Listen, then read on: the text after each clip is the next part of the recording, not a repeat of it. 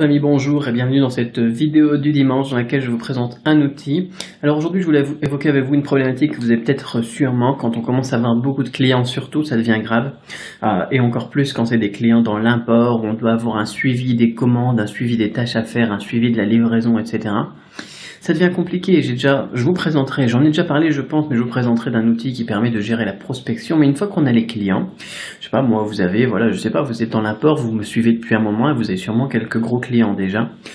Le problématique qu'on a, eh bien, c'est qu'on écrit, voilà, on reçoit des mails, voilà, on fait une liste de mails, on fait éventuellement un dossier de mails, on écrit des tâches à faire dans une liste de tâches, on a des papiers, on a des petits post-it où ils nous disent, voilà, faut que je fasse ça, faut que je fasse ça, faut que je fasse ça. Vous avez peut-être un cahier, moi j'utilisais beaucoup des cahiers, en disant voilà, il faut que je rappelle machin, et puis un compte rendu de la réunion, de machin chose, etc.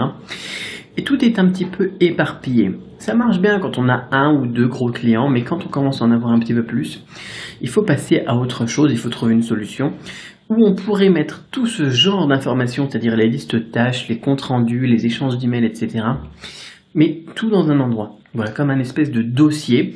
Mais le problème avec les dossiers papier, si on fait ça et qu'on commence à faire des listes de tâches, des emails, qu'on les imprime, etc., et à se faire un espèce de dossier, non seulement ça risque d'être perdu, c'est pas accessible partout, par exemple quand vous voyagez beaucoup comme nous dans l'import, et ça peut être aussi une grosse problématique. Moi c'est ce qui me fait toujours peur, c'est un incendie ou une catastrophe naturelle avec, je sais pas, des inondations ou des trucs comme ça.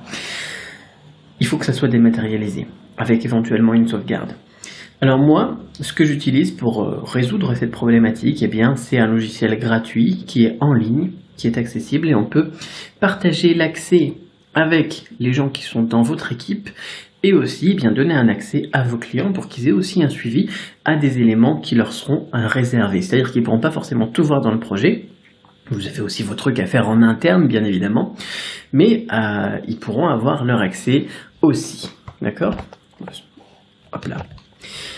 Et c'est génial tout simplement. Cet outil, ça s'appelle FreeCamp. Je vous mets un lien dans la description de cette vidéo. C'est gratuit et ça va vous permettre bien de faire un projet pour chaque gros client que vous avez. Pour le petit client, je ne sais pas, vous vous débrouillez, hein, mais moi pour les petits clients, je ne fais pas ça en tout cas.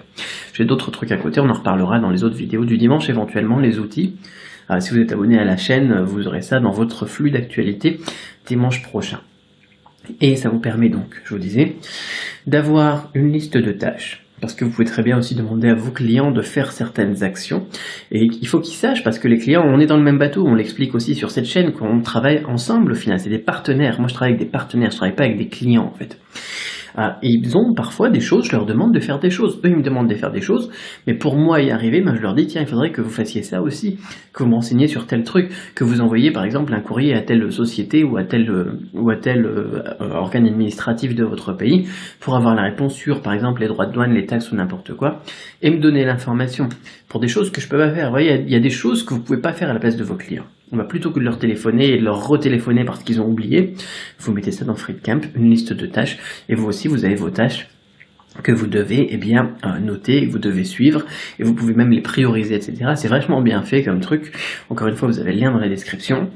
Et vous avez aussi donc une deuxième partie avec aussi un espèce de forum de discussion.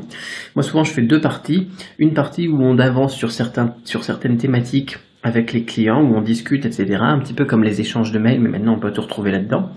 Et une seconde partie qui me sert à faire des comptes rendus des réunions qu'on a avec le client, comment est-ce que ça s'appelle, des conférences calls, là, des appels conférences, des vidéoconférences et tout ça, je sais pas comment est-ce qu'on appelle ça en français, qu'on fait avec nos clients aussi via Skype, via Anycast, ou je sais plus comment ça s'appelle l'application qui est géniale aussi. Je vais vous mettre le lien de cette application aussi dans la description. Ça s'appelle Appear In. Voilà, ça s'appelle pas du tout Anycast. Donc Appear.in, vous avez ça dans la description, vous allez voir, c'est génial pour faire des conférences call. Jusqu'à 8 personnes, c'est gratuit là aussi. Encore une fois, c'est une ressource que beaucoup d'entrepreneurs utilisent, enfin d'entrepreneurs qui sont au niveau supérieur utilisent. Et voilà, vous avez d'autres actions, je vous ai d'autres sections, je vais vous laisser découvrir un petit peu tout ça. Ça sert à rien que je vous raconte tout ce que vous allez voir dans le lien qui est juste en dessous de la vidéo, mais j'avais envie de vous en parler. Surtout de vous expliquer à quel point c'est important pour gérer vos projets, parce que on perd moins de temps. On perd moins de temps à relancer son client pour qu'il fasse quelque chose. On perd moins de temps parce qu'on a oublié de faire une tâche qu'on aurait dû faire. On perd moins de temps à aller rechercher dans les archives. Ma chaise, elle est un peu pétée là. À aller rechercher dans les archives les comptes rendus des réunions, etc. et de voir un petit peu pour réfléchir à la stratégie, quoi. C'est ça notre boulot au final quand on est entrepreneur. On réfléchit beaucoup à la stratégie. Ben là, on a tout sous les yeux comme ça, d'un coup d'œil. Et je vous recommande bien tout simplement d'en profiter vous aussi, d'avoir la même chose, tout sous les yeux, d'un coup d'œil comme ça, et d'avancer ensuite avec vos clients. C'est quand même le plus important parce que tout le reste à côté qui est chronophage et tout ça, c'est de la perte de temps tout simplement. Ce qu'il faut, c'est tout simplement avancer avec vos clients et puis faire rentrer des sous, quoi, faire du business.